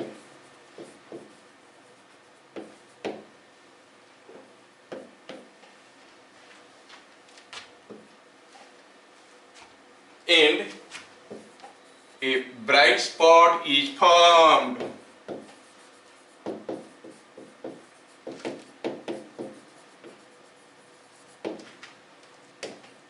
we know that I net is equal to I1 plus I2 plus 2 root over of I1 I2 cos phi for bright spot.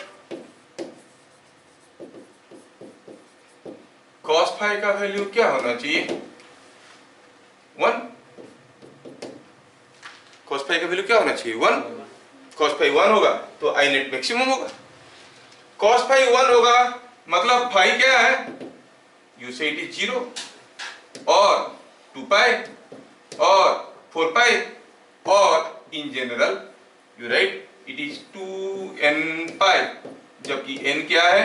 0, 1, 2 and so on. So if it is a even number multiple of pi, even multiple of pi, you find constructive interference is taking place 2n pi. cos 0 1 है, cos 2 pi 1 है, cos 4 pi 1 है. समझ में आया? तो constructive interference होने के लिए फाई क्या है? फेज डिफरेंस कितना होना चाहिए? 2n पाई. समझ में आया क्या?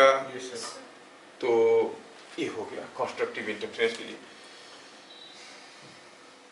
8 ब्राइट स्पॉट आई नेट का वैल्यू कितना हुआ? It was I1 plus I2 plus 2 root over of I1 I2 cos phi और ये हो गया 1. तो I का मैक्सिमम वैल्यू क्या हो जाएगा? cos phi का वैल्यू 1 ले लेंगे. cos phi जब 1 होगा तभी I मैक्सिमम होगा. I का मैक्सिमम वैल्यू क्या हो गया भैया? It is I1 plus I2 plus 2 root over of I1 I2. क्या हम कुछ इसको ऐसे समझ सकते हैं? देखो तो I1 root over of I1 का square plus root over of I2 का square plus twice root over of I1 into root over of I2. ऐसे भी तो लिख सकते हैं. Yes, it is coming root I1 plus root I2 का whole square. समझ रहे हो? मतलब अगर दोनों रे का इंटेंसिटी I है, दोनों मोनोक्रोमेटिक है, तो जो जब जहां पर मिलेंगे स्क्रीन पे, जहां पे वो ब्राइट स्पॉट बनाएंगे, उस ब्राइट स्पॉट का इंटेंसिटी क्या होगा? इसका I है, उसका I है, मतलब root I plus root I हो गया 2 रूट I का स्क्वायर 4I. मतलब इसका I है, उसका I है, लेकिन दोनों मिलकर रिजल्टेंट इंटेंसिटी क्या हो रहा है? 4I. आपको एक्स्ट्रा एनर्जी कहां से? अरे एक्स्ट्रा एनर्जी क्या, आप देखो जब फाई 0 है मतलब दोनों सेम फेज में है. ये वाला वेव सेम फेज में, इसका एम्पलीट्यूड A है, इसका भी A है, दोनों मिले तो रिजल्टेंट एम्पलीट्यूड हो जाएगा 2A and intensity is proportional to square of the amplitude. Amplitude double हुआ तो intensity becomes 4 times. Are you getting? ये बात है. समझ में आ रहा है? वेव नेचर से इसको जस्टिफाई कर सकते हैं, बहुत ज्यादा फैला के नहीं डिस्कशन कर सकते हैं, लिमिटेशन से हमारा क्लासेस का. तो यू मस्ट अंडरस्टैंड कि the resultant intensity can have a maximum value root over of I1 plus root over I2 का होल स्क्वायर. कब होता है? when the phase difference between the waves reaching the point is equal to 2n pi. Constructive interference क्या है? समझ में आया? अगर आप ढंग से समझ रहे होगे तो आप डिस्ट्रक्टिव इंटरफेरेंस के लिए भी खुद लिख सकते हो. मैं तो चाहूंगा कि आप मेरी मदद करो और खुद करने की कोशिश करो. पूरा कॉपी करेंगे कंस्ट्रक्टिव इंटरफेरेंस को. क्या था constructive interference? Formation of bright spot. अब क्या हो जाएगा? Formation of dark spot. Yes, formation of dark spot. पूरा कॉपी करो. फॉर्मेशन ऑफ डार्क स्पॉट जो लिखे हैं वही लिखेंगे तो आपको याद करने में आसान होगा और आप भी कर सकते हो खुद से. अच्छा, क्या लिखे थे वहां पर? when resultant intensity at point of interference is minimum और मैक्सिमम था, आप लिखेंगे मिनिमम. ठीक है.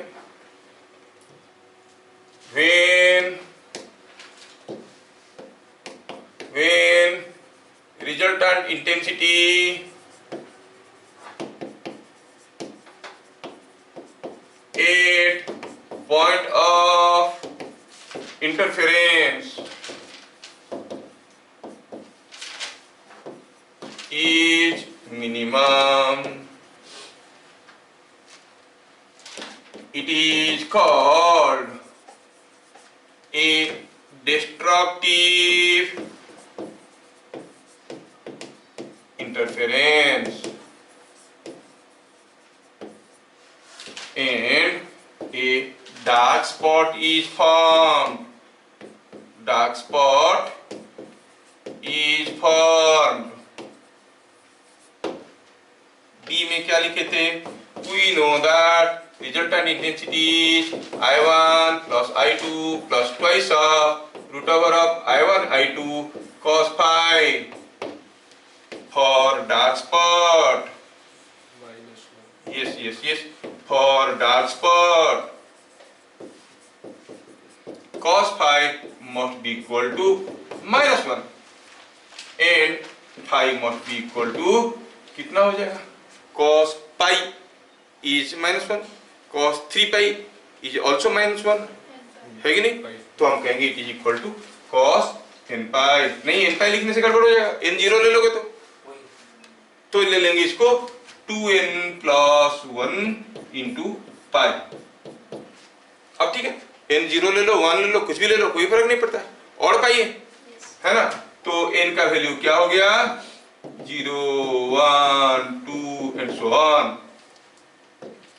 तो कोई एक cos phi को माइनस करने के लिए phi का वैल्यू क्या होना चाहिए? ये होना चाहिए 2n plus 1 whole into pi. वहां पर था इवन पाई, यहाँ पर हो रहा है और पाई. n का 0 ले लो, क्या हो जाएगा? cos पाई. 2n plus 1 है ना, n का वैल्यू 0 ले लोगे तो क्या मिलेगा? cos पाई. n का वैल्यू 1 ले लेंगे तो 2 plus 1 3 पाई. पाई 3 पाई 5 पाई 7 पाई सारे आ जाएंगे, because 2n plus 1 is odd number for any value of n, है कि नहीं? तो ये मिल गया फॉर डार्क स्पॉट. आगे की कहानी भी आप लिख सकते हो. I मिनिमम और I नेट हमें मालूम है कि I1 plus I2 plus twice of root over of I1 I2 cos phi. और इसको अगर हम -1 मान लेते हैं तो I का मिनिमम वैल्यू कितना आएगा? I1 plus I2 minus twice of root over of I1 I2. क्या आया? And using the same methodology जैसे हम लोग किए थे, क्या हम लिख सकते हैं? It is equal to root over of I1 minus root over of I2 का होल स्क्वायर. यस, समझ में आया? So what is the minimum intensity in the region of interference? Minimum intensity कितना होगा? Root over of I1 minus root over of I2 का square. नहीं तो क्या याद रहा? For different values of phi जो I नेट होगा वो क्या होगा? ये रूट ओवर ऑफ I1 का square, sorry root over of I1 plus sorry कहां कर गया ये? Root over of I1 minus root over of I2 का स्क्वायर से root over of I1 plus root over of I2 का square के बीच में रहेगा. क्या मेरी बात समझ में आ रहा है? Yes.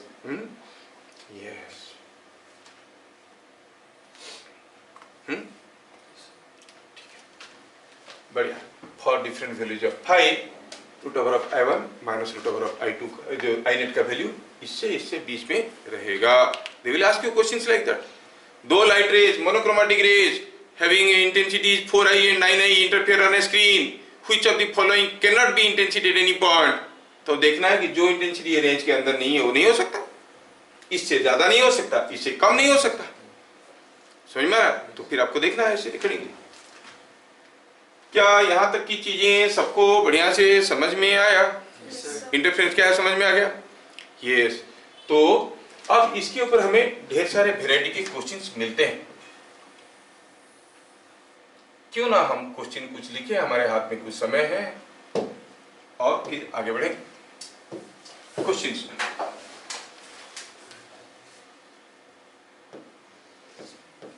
To monochromatic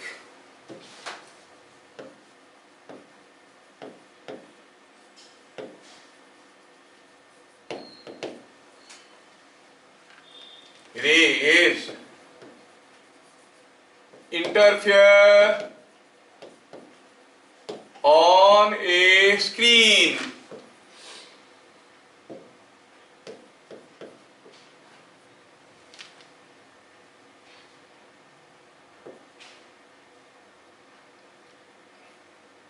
with intensity of bright spot equal to I naught। ठीक है। If intensity of each ray is same, find intensity of dark spot।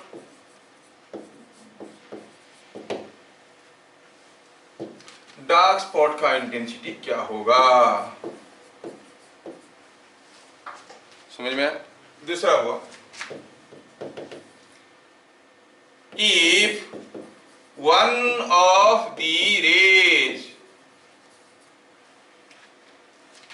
is obstructed, then what will be intensity at position of bright spot।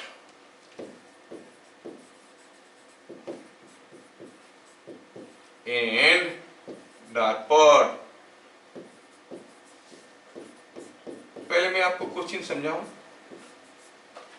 बोल रहा है कि ये question है, बोल रहा है कि दो सोर्स है, मोनोक्रोमेटिक है और किसी स्क्रीन पे वो इंटरफेयर कर रहे हैं, तो उनके बीच में पाथ डिफरेंस होने के कारण फेज डिफरेंस भी होता है। फेज डिफरेंस के कारण यहाँ पर कुछ कुछ फेज है, यहाँ पर इन दोनों रे के बीच में कुछ फेज डिफरेंस है, यहाँ पर कुछ दूसरा फेज डिफरेंस है, यहाँ पर कुछ तीसरा फेज डिफरेंस है, हर जगह अलग अलग फेज डिफरेंस है। चलो मानते हैं कि यहाँ पर एक ब्राइट स्पॉट बना, यहाँ पर एक डार्क स्पॉट बना, दिया है कि दोनों का इंटेंसिटी बराबर है, ये आई है ये भी आई है। ब्राइट स्पॉट में जो इंटेंसिटी बना वो I0 बना, तो बताओ डार्क स्पॉट में क्या इंटेंसिटी बनेगा, पहला क्वेश्चन। दूसरा क्वेश्चन हुआ कि अगर इनमें से कोई एक सोर्स को ऑब्स्ट्रक्ट कर देते हैं, मतलब रोक देते हैं, इसके सामने कुछ ओपाक ऑब्जेक्ट रख देते हैं, तो ऑब्स्ट्रक्शन हो गया। अब सिर्फ यही लाइट पहुंचेगा यहाँ पे। अब जहां पर I0 इंटेंसिटी दिख रहा था वहां पर अब इंटेंसिटी क्या दिखेगा, बात समझ में आया, सोचना है आपको। जहां पर डार्क स्पॉट बन रहा था वहां पर इंटेंसिटी क्या दिखेगा।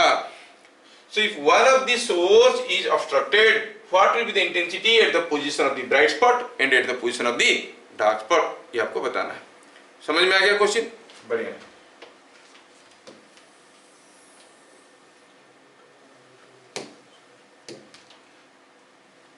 क्वेश्चन नंबर 1 हो गया। क्वेश्चन नंबर 2,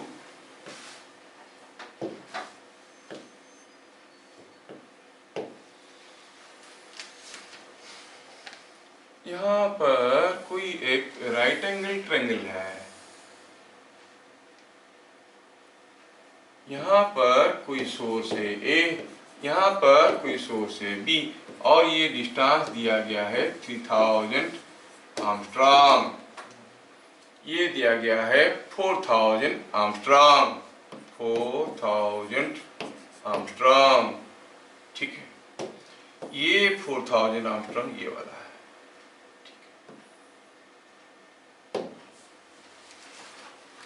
दोनों रे का इंटेंसिटी बराबर है, दोनों C पे मिले। Here A and B are two monochromatic sources,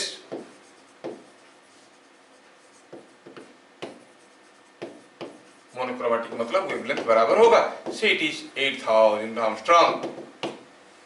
monochromatic sources with 0 phase difference, दोनों के बीच में कोई फेज डिफरेंस नहीं है। Both have equal intensity,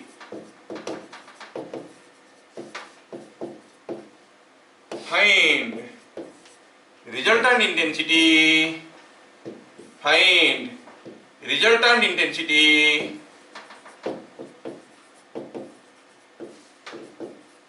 eight C, C है ये पॉइंट, दोनों आके यहाँ पर पहुंचेंगे तो इसका इंटेंसिटी आई है, इंटेंसिटी दोनों का इंटेंसिटी आई दिया हुआ है, दोनों यहाँ पर मिले तो रिजल्टेंट इंटेंसिटी क्या होगा? क्या रिजल्टेंट इंटेंसिटी का फॉर्मूला याद है आपको? क्या था? I1 plus I2 plus 2 root over I1 I2 cos 5, I1 I2 सबको दिया हुआ है, दोनों आई है, cos 5 पता करना है, मतलब you have to find out what is the phase difference between them। यहाँ पर दोनों का फेज बराबर था, जीरो फेज डिफरेंस था, यहाँ पर दोनों के बीच में फेज डिफरेंस क्या है? फेज डिफरेंस क्या है जानने के लिए हमें पाथ डिफरेंस देखना पड़ेगा। ये 4000 दी, ये 3000 दी, तो 5000 हो गया।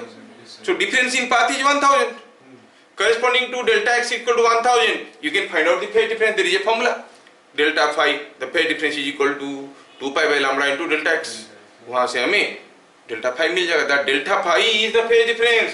फेज डिफरेंस मिल गया, phi मिल गया, रिजल्टेंट इंटेंसिटी मिल गया। कर सकते हो, कोशिश करना। Question number 3,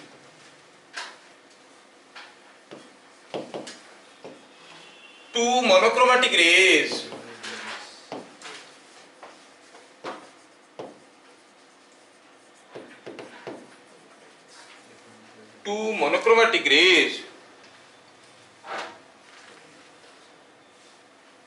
of intensities in ratio 4:9 interfere on a screen।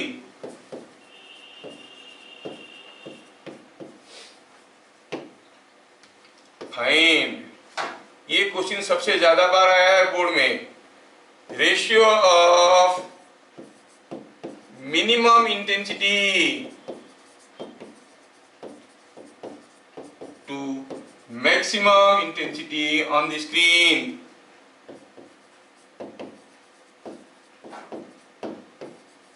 Screen के ऊपर मिनिमम और मैक्सिमम इंटेंसिटी के बीच में क्या रेशियो है? मैक्सिमम इंटेंसिटी मिनिमम इंटेंसिटी का रेशियो फॉर्मूला जानते हो आप? नहीं? अच्छा,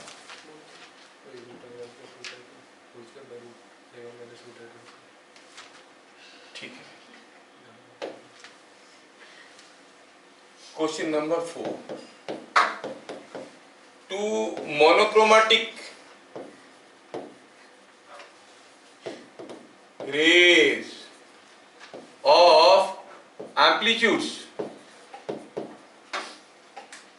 A1 and A2 interfere on a screen। Find ratio of maximum to minimum amplitude of resultant wave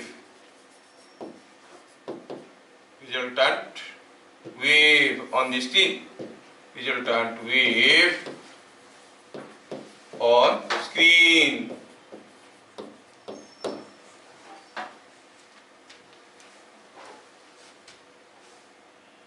समझ में आया क्या? एक का A1 है, दूसरा का A2 है। मैक्सिमम एम्पलीट्यूड क्या हो सकता है, मिनिमम एम्पलीट्यूड क्या हो सकता है, रेशियो बताना। ठीक है, ठीक है।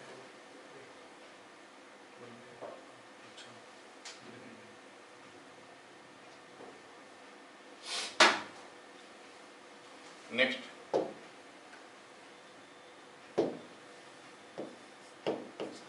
Question number 5,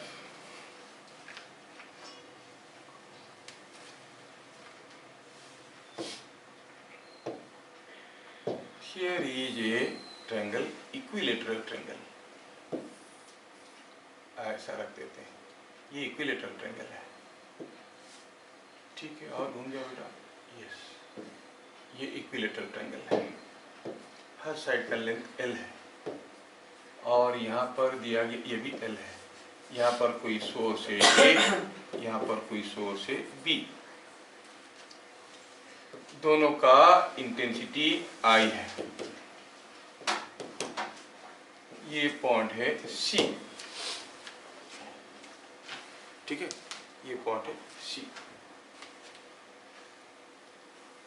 A and B are two monochromatic sources with initial phase difference 0.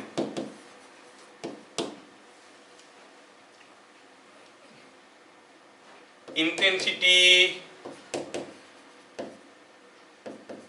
of each ray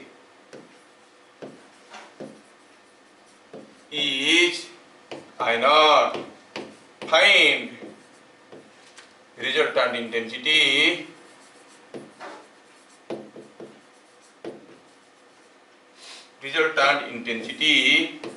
at point C.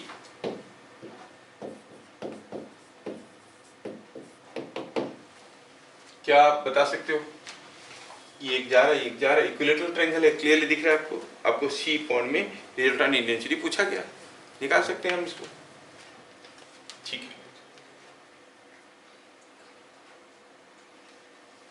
Question number 6, but I hope time will not permit further. तो क्या यहाँ तक की सारा चीजें आपको समझ में आया?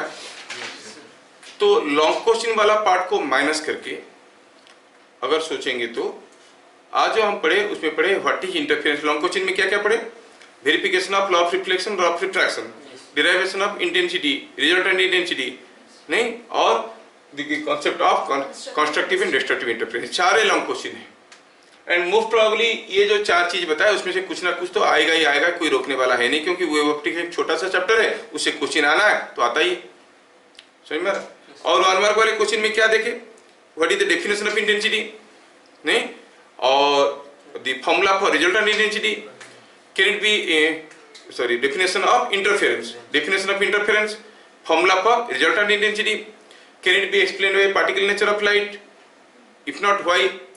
क्योंकि पार्टिकल नेचर ऑफ लाइट कहता है कि resultant intensity will be I1 plus I2, जबकि एक्चुअल इंटेंसिटी क्या है? I1 plus I2 plus 2√I1 I2 cos phi, समझ में आया? और फिर what is the condition for constructive interference? That the phase difference must be A even multiple of pi, 2n pi. What is the condition for destructive interference? It should be odd pi or 2n plus 1 into pi, जहाँ पर n का variation है 0, 1, 2, 3, 4 and so on. समझ में आया? Also we have seen the maximum intensity, that is root over of I1 plus root over I2 का whole square. Minimum intensity root over of I1 minus root over of I2 का whole square. इतना याद रखोगे, numericals भी आएगा तो कर लोगे और 1 मार्क वाले क्वेश्चन भी कर लोगे। यहाँ पर मैं दिया हूँ कुछ क्वेश्चन, आप ट्राई करो। Tomorrow we have class again, we shall see it. फिर मिलेंगे अगले क्लास, तब तक के लिए जय हिंद।